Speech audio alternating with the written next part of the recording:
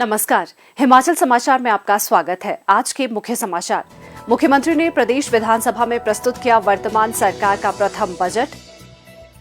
Budget में नजर आई हिमाचल को हरित राज्य के रूप में विकसित करने तथा प्रदेशवासियों के स्वस्थ एवं समृद्ध भविष्य की दिशा। और अब समाचार विस्तार से।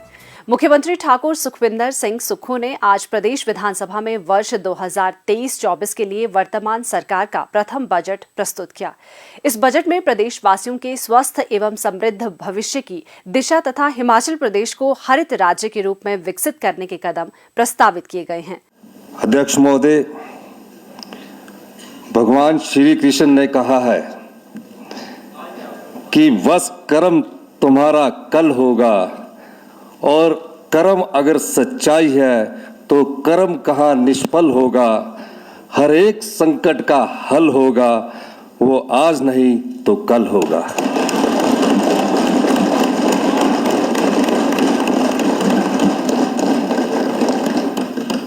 आपकी अनुमति से मैं वर्ष 2023-24 का बजट अनुमान प्रस्तुत करता हूं। सर्वप्रथम मैं हिमाचल प्रदेश की जनता को हाल ही में संपन्न विधानसभा चुनाव में कांग्रेस पार्टी को निर्णायक बहुमत से जीत दिलाने के लिए दिल की गहराइयों से धन्यवाद करता हूं। हिमाचल प्रदेश के मुख्यमंत्री के रूप में यह मेरा पहला बजट है। मुझे इस पद पर पहुंचने के लिए मैं हिमाचल प्रदेश की जनता तथा कांग्रेस पार्टी के साथियों का हृदय से आभार व्यक्त करता हूं। मैं नदौन विधानसभा की जनता का भी धन्यवाद करता हूं। कांग्रेस सरकार ने 11 दिसंबर 2022 को सत्ता की बागडोर संभाली तो विरासत में नाजुक वित्तीय स्थिति मिली। इस स्थिति से उबरने और वित्तीय स्थिति को पटरी पर लाने के लिए मेरी सभी माननीय सदस्यों से सहयोग की प्रार्थना रहेगी।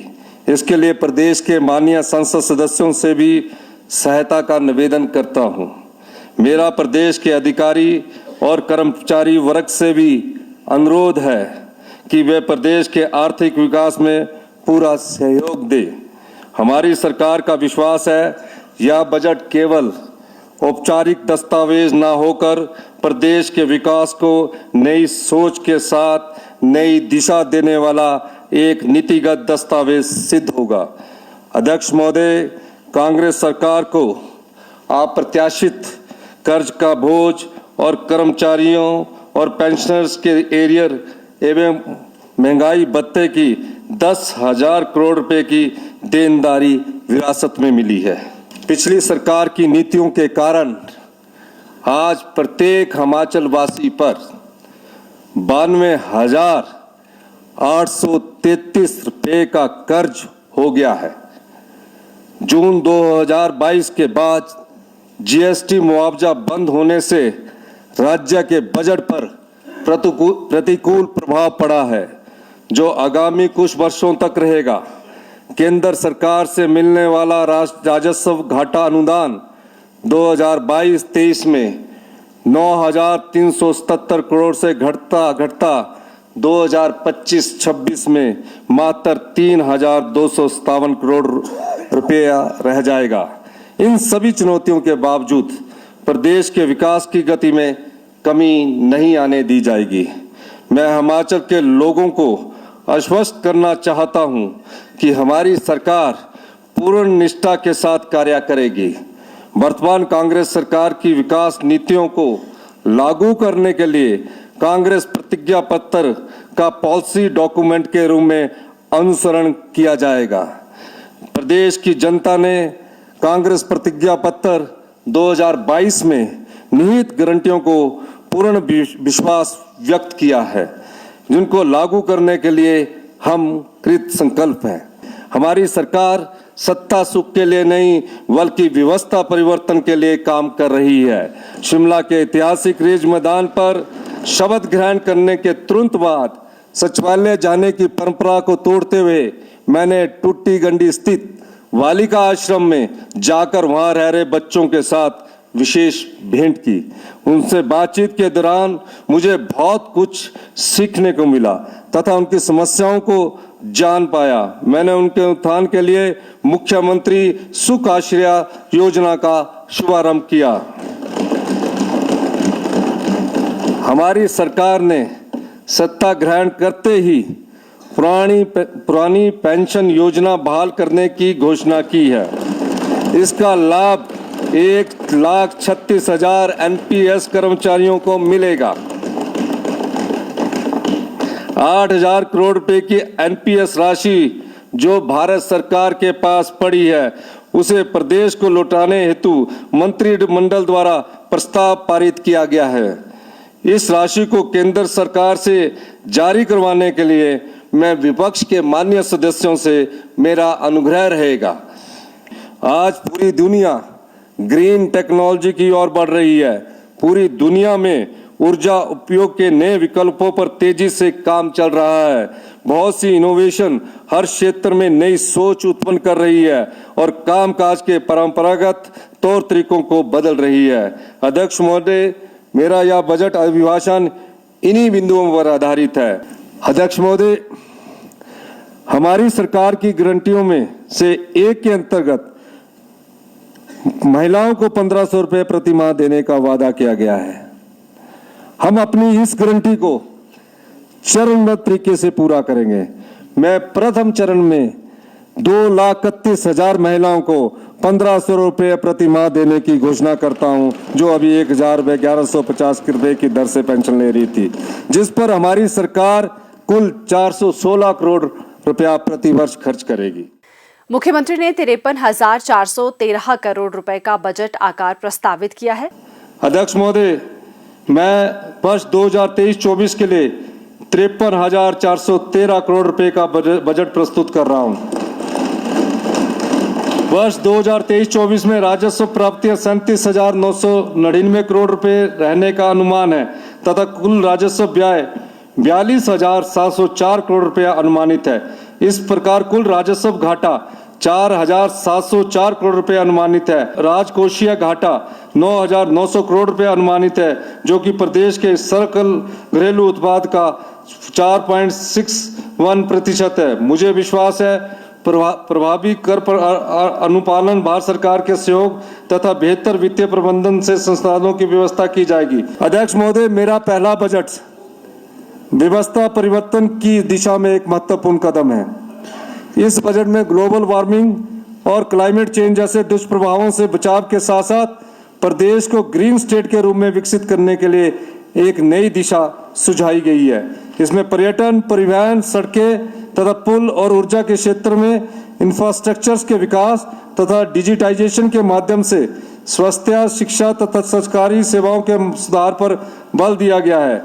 इस निवेश के माध्यम से प्रदेश के युवाओं के लिए अतिरिक्त रोजगार अवसर उपलब्ध होंगे और विभिन्न सेवाओं की गुणवत्ता बढ़ेगी। हिमाचल प्रदेश की विकास प्रक्रिया को समावेशी बनाने के उद्देश्य से सामाजिक सुरक्षा बैंड के विस्तार के लिए इस बजट में सुख आश्रय सहित कई और प्रस्ताव रखे गए हैं। कृषि, बागवानी, पशुपालन तथा मत्स्य क्षेत्रों में भी की गई पहल किसानों व बागवानों की आय में वृद्धि के साथ साथ इन क्षेत्रों में महत्वपूर्ण बदलाव लाएगी। विकास नीति में यह बदलाव प्रदेश की आर्थिकी में मजबूती लाएगा और प्रदेशवासियों के भविष्य को हरित, समृद्ध और स्वस्थ बनाएगा। बजट में 13 नई योजनाएं घोषित की गई है। इनमें Rajiv Gandhi government model day boarding school, मुख्यमंत्री सुख आश्रय योजना, मुख्यमंत्री विधवा एवं एकल नारी आवास योजना, मुख्यमंत्री विद्यार्थी प्रोत्साहन योजना, मुख्यमंत्री सुरक्षित बचपन अभियान, कृषि विकास हेतु हिम उन्नति, दुग्ध क्षेत्र के विस्तार के लिए हिमगंगा, मुख्यमंत्री लघु दुकानदार कल्याण योजना, मुख्यमंत्री ग्रीन कवर मिशन, मुख्यमंत्री सड़क एवं रख रखाव योजना, राजीव गांधी स्वरोजगार योजना, सद्भावना योजना 2023, मुख्यमंत्री रोजगार संकल्प सेवा शामिल है। प्रदेश में विभिन्न विभागों में 30,000 युवाओं को रोजगार के अवसर सृजित किए जाएंगे। इसके अतिरिक्त 20,000 करोड़ रुपए के निजी निवेश के साथ 90,000 प्रत्यक्ष तथा अप्रत्यक्ष रोजगार के अवसर सृजित किए जाएंगे। बजट में 31 मार्च 2026 तक हिमाचल को हरित ऊर्जा राज्य के रूप में विकसित करने तथा पर्यटन विकास को प्राथमिकता प्रदान की गई है। विश्व स्तरीय प्रौद्योगिकी के माध्यम से स्वास्थ्य सेवाओं के विस्तार, शिक्षा में गुणवत्ता व सुधार के लिए नई पहल और सामाजिक सुरक्षा दायरे का भी विस्तार किया गया है। कृषि, बागवानी, पशुपालन एवं मत्स्य क्षेत्र में नए अवसर सृजित करने तथा आधारभूत संरचना एवं निजी निवेश को प्रोत्साहन दिया गया है। इसमें डिजिटाइजेशन, पैरा वर्कर्स, मनरेगा कामगार, छोटे दुकानदार तथा अन्य वर्गों के कल्याण सहित अतिरिक्त संसाधन जुटाने के प्रस्ताव शामिल है। हरित ऊर्जा के विस्तार पर बल देते हुए 500 मेगावाट सौर ऊर्जा परियोजनाएं स्थापित करने का लक्ष्य रखा गया है। मुख्यमंत्री ने कहा कि हिमाचल प्रदेश को model state for electric vehicles के रूप में विकसित किया जाएगा। विश्व बैंक की सहायता से 2000 करोड़ रुपए की लागत से Himachal Pradesh power sector development programme आरंभ किया जाएगा। HPTCL द्वारा 464 करोड़ रुपए की लागत से 6 EHV सबस्टेशनों, 5 ट्रांसमिशन लाइनों व एक संयुक्त नियंत्रण केंद्र के निर्माण कार्य को पूर्ण किया जाएगा। ऊर्जा के क्रय विक्रय के दक्ष प्रबंधन हेतु सेंट्रलाइज्ड सेल स्थापित किया जाएगा। पर्यटन विकास को प्राथमिकता प्रदान करते हुए कांगड़ा जिला को हिमाचल प्रदेश की टूरिज्म कैपिटल के रूप में विकसित किया जाएगा। स्थानीय कला एवं संस्कृति को प्रोत्साहित करने के लिए पर्यटन ग्राम की स्थापना की जाएगी।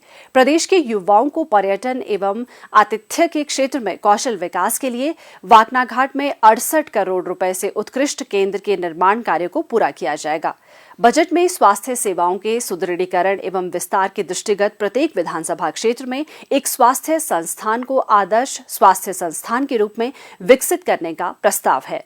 मेडिकल कॉलेज हमीरपुर में 50 करोड़ रुपए की लागत से कैंसर केयर के लिए सेंटर ऑफ एक्सीलेंस तथा न्यूक्लियर मेडिसिन डिपार्टमेंट की स्थापना की जाएगी। स्वास्थ्य संस्थानों के लिए उचित मूल्य पर अच्छी गुणवत्ता की दवाइयां, मशीनरी व उपकरण की खरीद तथा आपूर्ति के लिए Himachal Pradesh medical services corporation की स्थापना की जाएगी।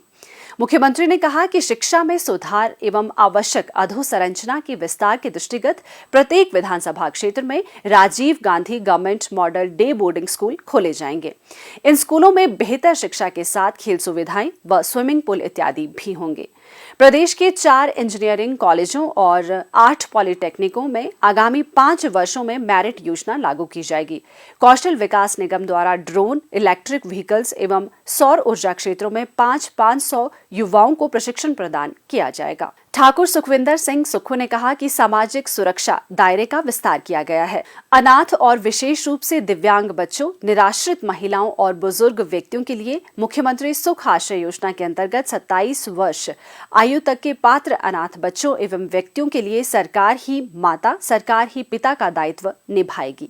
इस योजना के लिए 101 करोड़ रुपए की राशि से मुख्यमंत्री सुख आश्रय कोष बच्चों, निराश्रित महिलाओं व बुजुर्ग व्यक्तियों के लिए आश्रय गृहों को अत्याधुनिक सुविधाओं सहित अपग्रेड किया जाएगा। सुंदरनगर व ज्वालामुखी में आदर्श ग्राम सुख आश्रय परिसर का निर्माण किया जाएगा।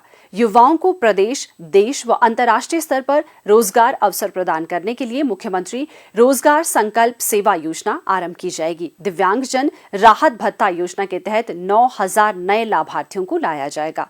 7000 विधवाओं एवं एकल नारियों को घर बनाने के लिए एक नई मुख्यमंत्री विधवा एवं एकल नारी आवास योजना आरंभ की जाएगी। गरीब बच्चों को उच्च शिक्षा के लिए मुख्यमंत्री विद्यार्थी प्रोत्साहन योजना के अंतर्गत ऋण के ब्याज पर उपदान दिया जाएगा। 20,000 मेधावी छात्राओं को इलेक्ट्रिक स्कूटी पर 25,000 रुपए तक का उपदान दिया जाएगा। प्रदेश में मुख्यमंत्री सुरक्षित बचपन अभियान आरंभ किया जाएगा। नशा एवं मादक पदार्थ मुक्त हिमाचल अभियान भी आरंभ किया जाएगा। उन्होंने कहा कि बजट में किसानों, बागवानों, पशुपालकों एवं मत्स्य क्षेत्र में नए अवसर सृजित किए गए हैं।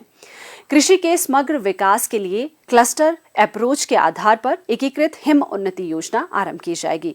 कृषि यंत्रीकरण उप अभियान के अंतर्गत किसानों को ट्रैक्टर पर 50% उपदान प्रदान किया जाएगा। प्रदेश में दुग्ध उत्पादन को बढ़ावा देने के लिए एक नई योजना हिमगंगा आरंभ की जाएगी। युवाओं को स्वरोजगार से जोड़ने के लिए राजीव गांधी स्वरोजगार योजना आरंभ की जाएगी। ई टैक्सी पर मिलने वाला उपदान सभी वर्गों के लिए 50% होगा। नई औद्योगिक नीति तथा निवेशकों की सुविधा के लिए निवेश प्रोत्साहन ब्यूरो की स्थापना की जाएगी। एक जिला एक उत्पाद को प्रोत्साहित करने के उद्देश्य से यूनिटी मॉल का निर्माण किया जाएगा। लोगों को उत्कृष्ट सड़कें उपलब्ध करवाने के लिए मुख्यमंत्री सड़क एवं रखरखाव योजना आरंभ की जाएगी। डिजिटाइजेशन को बढ़ावा देते हुए स्टेट डाटा सेंटर का विस्तार किया जाएगा। परिवारों से संबंधित आवश्यक सूचना के साथ हिम परिवार की स्थापना की जाएगी। इससे विभिन्न सरकारी योजनाओं का लाभ लेने में सुविधा होगी।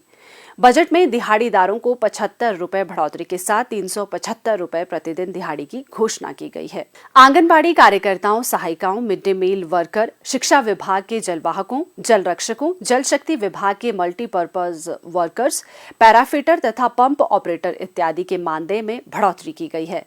पंचायती राज संस्थाओं तथा स्थानीय नगर निकायों के जनप्रतिनिधियों के मानदेय में भी बढ़ोतरी की गई है। प्रदेश की संस्कृति एवं कला के प्रचार प्रसार के लिए राज्य के प्रमुख शहरों में हिमाचल उत्सव का आयोजन किया जाएगा।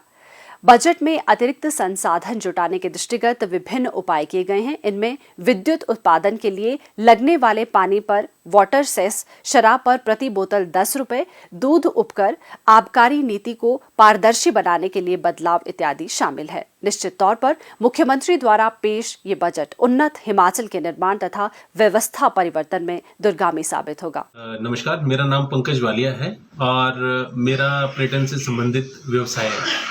सबसे पहले मैं प्रदेश सरकार और माननीय मुख्यमंत्री ठाकुर सुखविंदर सिंह सुक्खू जी का धन्यवाद करना चाहता हूं, जिन्होंने हिमाचल को टूरिज्म में एक नई सोच, एक नई पहल दी है। कांगड़ा को उन्होंने पर्यटन कैपिटल जो उन्होंने घोषित किया है, उसके लिए मैं धन्यवाद करता हूं इनका। मेरा नाम कनिका ठाकुर है। मैं जिला चंबा की निवासी हूं। प्रदेश सरकार ने बजट 2023-24 में 20,000 मेधावी छात्राओं को इलेक्ट्रिकल स्कूटी पर 25,000 के उपदान देने पर प्रदेश सरकार का बहुत बहुत धन्यवाद करती हूं। मैं रणवीर सिंह, गांव दघाना, पोस्ट ऑफिस चकली, तहसील ना, डिस्ट्रिक्ट सिरमौर का स्थायी निवासी हूं। मैं एक ट्रांसपोर्टर हूं। मेरी रणवीर ट्रेवल्स के नाम से बसें चलती हैं।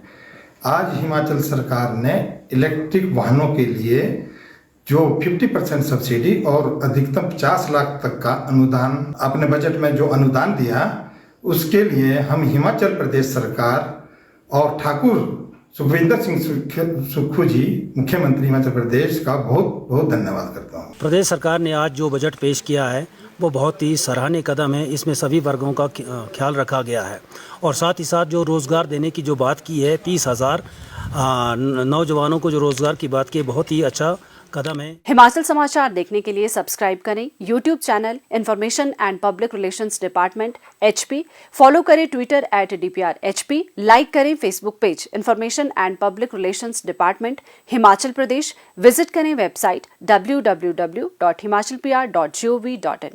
इस अंक में इतना ही। कल फिर होगी मुलाकात। दीजिए इजाजत। नमस्कार।